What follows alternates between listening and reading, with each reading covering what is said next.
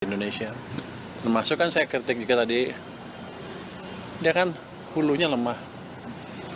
Dia bilang dia mau mengembangkan hulu juga. Jadi kalau lifting itu nggak mungkin naik lagi kalau nggak ada temuan ladang minyak baru. Karena kan ladang minyak kan setelah diproduksi sampai peak pasti turun terus. Jadi kalau yang sekarang diakalin pun akan turun terus, nggak bisa naik. Jadi harus ada eksplorasi di hulu lagi. Kayaknya dia mau katanya, nggak tahu mampu apa enggak.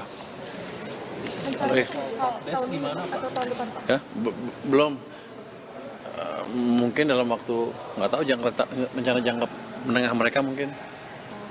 Tapi dia pikir sih dia bisa masuk ke sektor hulu migas.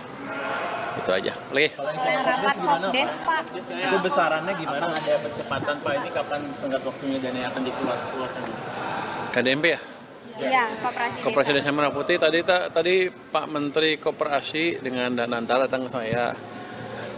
Danantara bilang selama ada surat dari Menteri Keuangan bahwa pinjamannya dijamin oleh Kementerian Keuangan lewat dana desa, mereka bisa langsung kucurkan besok. Jadi tadi sudah saya tanda tangan suratnya, harusnya besok udah mulai jalan kalau mereka sudah siap koperasinya. Jadi dari pendanaan udah nggak ada masalah lagi. Besarannya berapa sih Pak? 16 triliun itu Pak? Yang waktu itu disuntik lewat PMK itu Pak, 16 triliun. Enggak, pokoknya kan kita sediakan uang 200 triliun di perbankan.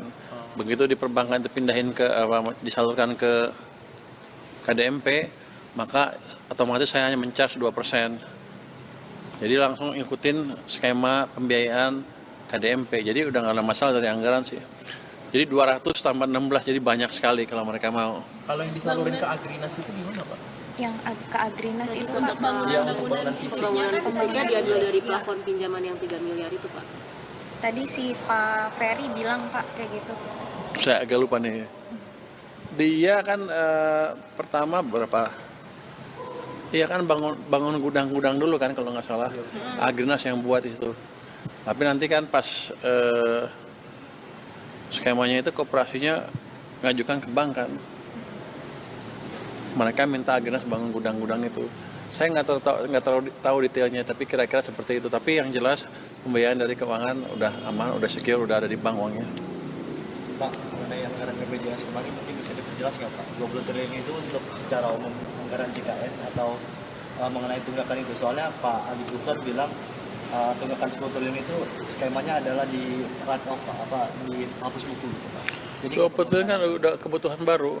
Kebutuhan baru bukan untuk tunggakan itu Pak? Bukan, itu kan kira-kira mereka kebutuhan, kan mereka perkirakan kebutuhan tahun depan berapa. Kurangnya segitu atau kurang sedikit lah, jadi kita kasih 20 triliun jadi cukup untuk tahun 2026. Ini nggak ada kaitannya sama penghapusan buku itu Pak? Yang tunggakan kemudian?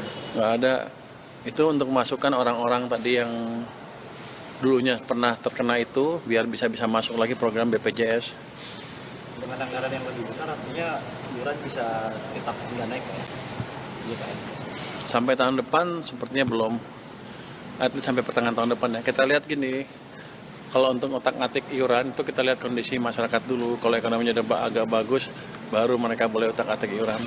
Download Tribun X sekarang, menghadirkan lokal menjadi Indonesia.